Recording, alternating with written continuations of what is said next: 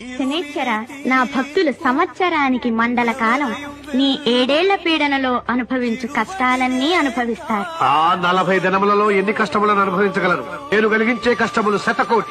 మధురసాలతో మత్తు పానీయాలతో రుచిగా భుజించే వారి జిహ్వపై దెబ్బతీస్తారు. దానితో వారు భుక్తి లేక అలమటించిపోతారు. నా భక్తులు సాత్విక ఆహారంతో ఏకభుక్తం చేస్తారు.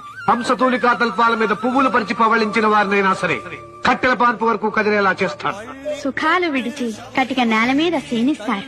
పరిమళాలు వెదజల్లు పన్నీటి జలకాలకు తిలోదకాలు పించి గజగజలాడించేలా చేస్తారు. ఉభయ సంధ్యలలోనూ పన్నీటికి బదులు చన్నీటి స్నానాలు భక్తి శ్రద్ధలతో ఆచరిస్తారు. కట్టుకోవటానికి తగిన బట్ట లేక, నఖకేశ సంస్కారాలు, పాదరక్షణ లేక, తనను తానుగా చెప్పుకోలేని దుస్థితితో సిగ్గుపడి రూపు చెడి హీనంగా ధీనంగా పరిభ్రమించేటట్టు చేస్తారు.